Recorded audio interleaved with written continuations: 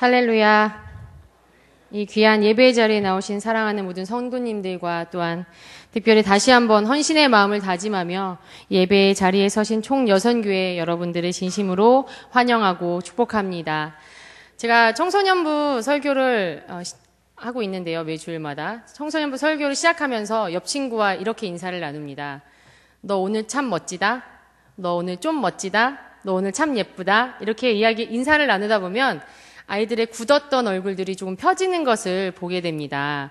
오늘 우리 이곳에 모이신 사랑하는 성도님들, 옆에 분들과 이렇게 한번 인사 나눠볼까요? 오늘 좀 멋지신데요? 이렇게 인사 나눠볼까요? 네. 이렇게 화답합시다. 주님 덕분입니다. 정말 오랜만에 봄비가 내렸습니다. 부슬부슬 내렸던 봄비는 어느 한 방울도 거저 흘러가 버리지 않고 메마른 땅 위에 촉촉히 다 스며들었습니다. 땅을 촉촉히 적셔주었던 봄비와 같이 그 빗방울과 같이 오늘 이 시간 우리 가운데 주님께서 촉촉히 내려주시는 성령의 단비를 사모하며 우리의 마음 또한 생명의 싹이 움트는 귀한 시간이 되기를 간절히 소망합니다. 오늘 함께 나눌 말씀은 안식일이 지난 후 첫째 날의 이야기입니다. 이날은 기독교 역사에 있어서 매우 중요하고도 특별한 날입니다. 바로 예수 그리스도께서 우리의 죄를 대속하시기 위해 십자가에 죽으시고 못 박히신 지 사흘 만에 다시 살아나신 부활의 날입니다. 이 기쁘고도 영광스러운 날에 예수님을 따랐던 제자들은 부활하신 예수님으로부터 세 가지 은혜를 받게 됩니다. 저는 오늘 성도님들과 함께 이 안식일 후 첫날로 여행을 떠나보고자 합니다. 꿈속으로 절대 혼자 여행을 떠나시면 안 되고요. 저와 함께 여행을 하셔야 합니다. 이 여행 가운데 예수님께서 제자들에게 주신 세 가지 은혜를 저와 성도님들 또한 발견하여 마음밭에 새겨져 열매 맺게 되기를 간절히 소망합니다. 안식 후 첫날 아침이 되었습니다. 아직 해도 뜨지 않은 이른 새벽이었습니다. 막달라 마리아와 여인들은 예수님의 무덤을 찾아갔습니다. 그리고 빈 무덤을 발견하였습니다. 여인들은 너무나도 놀라서 다른 두 제자 베드로와 요한에게 이 사실을 알렸습니다. 제자들도 불이 나게 달려왔고 빈 무덤을 보게 되었지요. 하지만 예수님께서 부활하셨다는 사실은 꿈에도 생각하지 못한 채 놀라고 당황하며 그저 집으로 돌아갈 수밖에 없었습니다. 마리아는 집에도 가지 못하고 무덤 밖에 서서 그렇게 울었지요. 그 시대에 그러한 상황 속에서 여자 혼자 할 수 있는 일이 무엇이 있었겠습니까? 허탈하고 어찌할 바 모른 채 발을 동동 구르고 있었을 것입니다. 그런 마리아에게 가슴이 무너져 내리는 슬픔 가운데 있던 마리아에게 예수님께서 친히 나타나셨습니다. 그리고 부활의 기쁜 소식을 전해주셨습니다. 예수님을 만난 마리아는요, 슬픔을 거두었고 다시 제자들에게로 달려갔습니다. 그리고 제자들에게 내가 주님을 보았고 부활하신 주님께서 이러이러한 말씀을 저에게 전해주셨습니다. 라는 놀라운 소식을 다시 전하였습니다. 이 이야기들이 오늘 함께 읽은 본문 앞절인 20장 1절에서 18절까지의 말씀입니다. 그리고 오늘 본문은 안식 후 첫날 저녁부터의 이야기를 소개하고 있습니다. 저녁 때에 제자들은 함께 모였습니다. 그런데 제자들이 함께 모인 이유가 참으로 흥미롭습니다. 그들이 모인 이유는요, 앞서 말한 그 두 제자들에 의해 확인된 예수의 시체가 사라졌기 때문도 아니었고 마리아에게로부터 전해들은 부활하신 예수님에 대한 그 이야기 때문도 아니었습니다. 그 이유는, 그들이 그렇게 함께 모인 이유는 유대인들이 두려웠기 때문이었다라고 성경은 기록하고 있습니다. 유대인들은 어떤 사람입니까? 그들은 빌라도가 6월절에 죄인 하나를 놓아주는 그 전례대로 예수님을 풀어주려고 하자 예수님을 십자가에 못 박으라고 소리쳤던 이들이었습니다. 그리고 예수님을 십자가에 못 박은 이들이었죠. 예수님의 십자가 사건이 사흘이 지났지만 유대인들의 흥분이 채 가시지 않았을 것입니다. 이렇게 여전히 뒤숭숭한 상황이었는데 엎친 데 덮친 격으로 예수님의 시체까지 사라져버리게 된 것이었습니다. 마태복음 28장 11절에서 15절 말씀에 보면 시체가 사라졌다는 사실을 알게 된 대제사장들은 군인들에게 돈을 주면서 제자들이 밤에 와서 우리가 잘 때에 예수의 시체를 도둑질해 갔다라고 소문을 내라라고 명령한 바가 있습니다. 그 소문이 예루살렘 성 안에 퍼져나가게 되었을 것이고 그 소문으로 인해 제자들의 마음속에는 유대인들이 자신들을 해칠 수도 있다라는 두려움이 생겨났을 것입니다. 이 두려움이 가득한 상황 가운데서 부활하신 예수님은 제자들에게 첫 번째 은혜를 베풀어 주셨습니다. 그것은 바로 두려움 가운데서 해방시켜 주시는 은혜였습니다. 두려움에 떨던 제자들은 모인 곳의 문들을 모두 닫았습니다. 본문에는 닫았다는 표현을 사용하고 있지만 영어 성경에 의하면 잠궜다, 꼭 걸어 잠그었다라는 표현이 더욱 정확할 것입니다. 그들은 어느 누구도 열지 못하도록 문들을 꼭꼭 걸어 잠궜던 것이지요. 그리고 그들이 걸어 잠근 문들과 함께 그들의 마음의 문도 이미 굳게 닫혀버렸을 것입니다.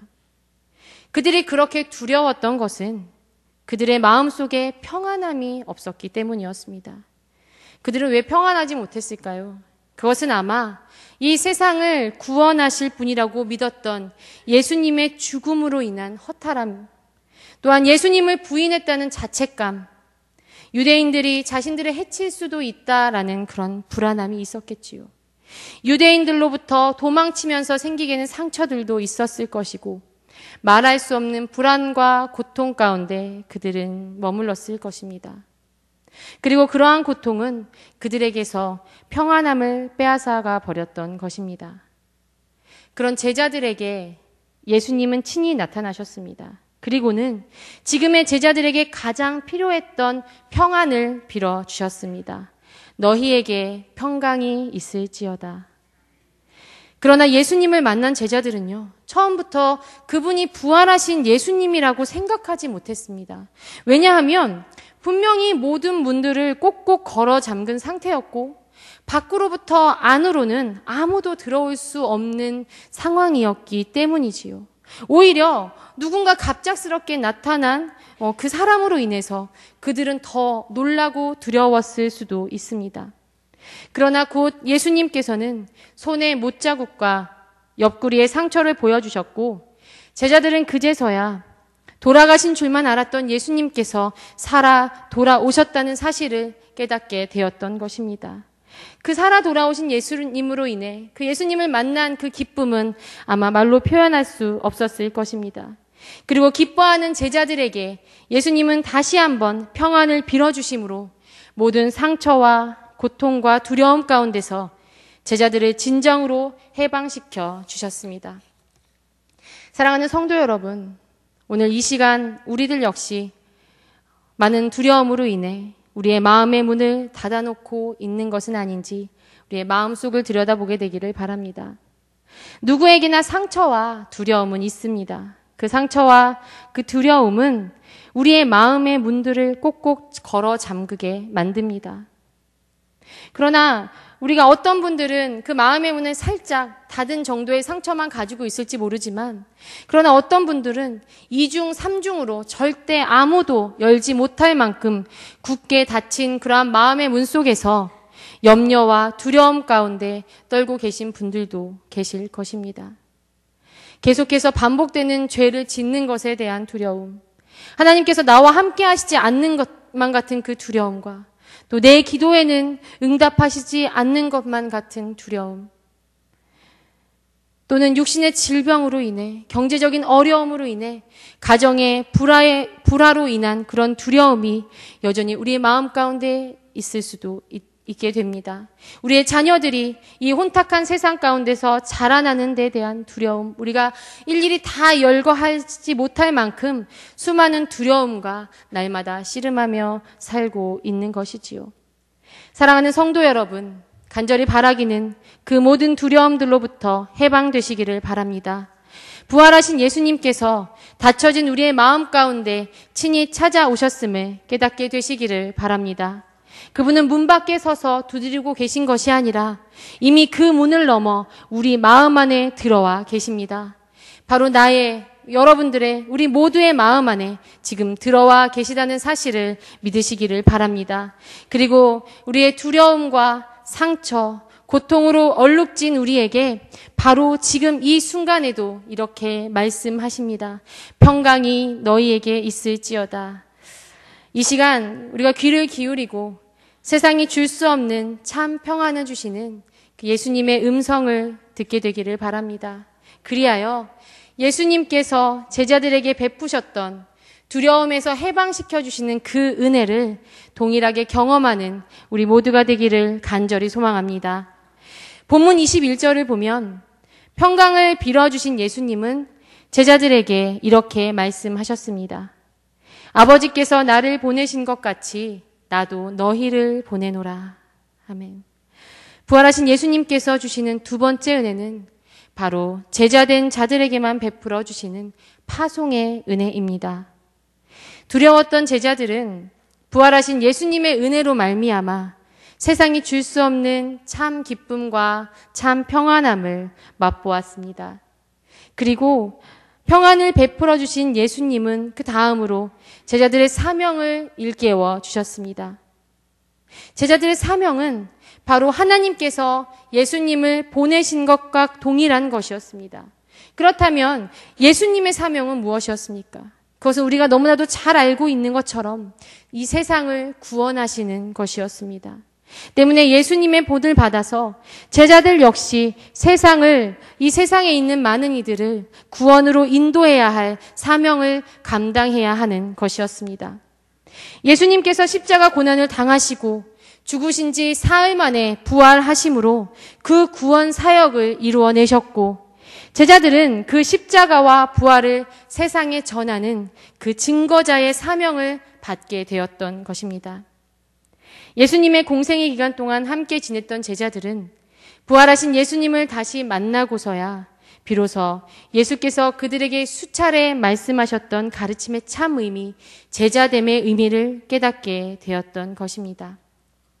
이렇게 택함받고 파송받는 두 번째 은혜는 세 번째 은혜를 받았을 때 비로소 온전해짐을 우리는 알게 됩니다. 부활하신 예수님께서 제자들에게 주신 세 번째 은혜는 바로 성령의 능력입니다. 이 성령의 능력으로 말미암아 모든 시험을 이기고 맡겨진 사명, 참 제자됨의 사명을 그들은 감당해낼 수 있게 되었던 것입니다. 예수님께서는 사명을 받고 파송되는 제자들에게 성령의 능력을 주셨습니다.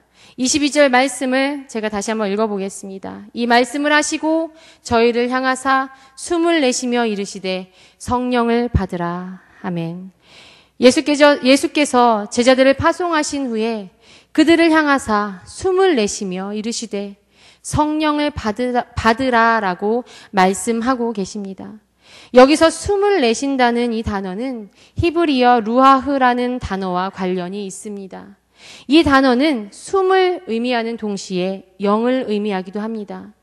이는 아마 얼마 뒤에 있을 오순절날 제자들이 성령을 받게 될 것에 대한 약속이었을 것입니다. 사도행전에 보면 제자들은 오순절에 주님께서 보내신 성령을 받게 됩니다. 호련히 하늘로부터 성령이 강림하셨지요. 그들은 성령의 충만함을 받고 성령께서 말하게 하심을 따라 각 나라 방언을 말하기 시작하였습니다. 성령의 충만함을 덧입은 제자들을 통해 유대와 사마리아와 땅끝까지 복음을 전하는 역사가 일어났던 것이지요. 고린도전서 2장에서 사도 바울은 우리가 하나님의 복음을 전할 때 성령의 나타남과 능력으로 하여야 한다라고 말씀하고 있습니다. 또한 사도행전 1장 8절 말씀을 보면 성령의 능력이 없이는 제자된 사명을 감당할 수 없음이 너무나도 잘 나타나 있습니다.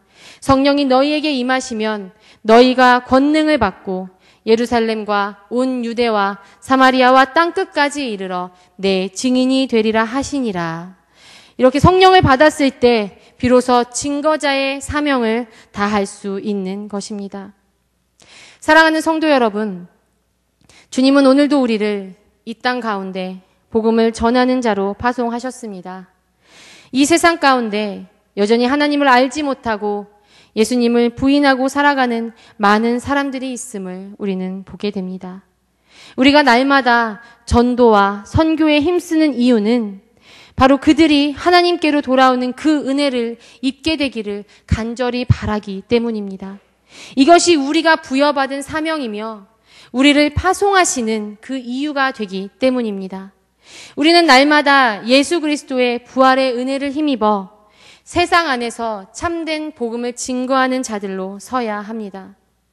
이 험한 세상을 살다 보면 예수님의 가르침대로 살다가는 실패와 죽음밖에 없다라고 사단은 우리를 속삭이고 이 세상 사람들을 미혹하게 됩니다. 그러나 우리는 예수님의 부활의 승리를 알기에 또한 그 승리의 기쁨을 맛보았기에 오늘도 예수님을 따르는 그 제자된 삶을 살아갈 수 있는 것입니다. 주님은 우리가 이 일들을 홀로 감당하게 두지 않으시고 성령을 우리에게 보내주셨습니다. 사랑하는 성도 여러분, 성령을 사모하시기를 바랍니다. 성령의 충만함을 덧입으시기를 바랍니다. 그리하여 주님께서 우리에게 명하신 그 사명, 우리가 입은 그 파송의 은혜를 온전히 감당함으로 전도와 선교에 열정을 다하는 우리 모두가 되기를 간절히 바랍니다. 우리 모두는 사순절과 고난주간 그리고 부활의 영광을 통해 큰 은혜를 맛보았습니다.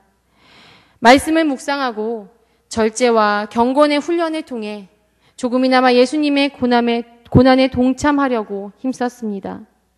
예수님의 부활을 진심으로 기뻐하며 나의 죄를 모두 사해 주신 예수님의 그 크신 사랑에 감사하는 삶을 오늘도 살아가고 계실 줄로 믿습니다.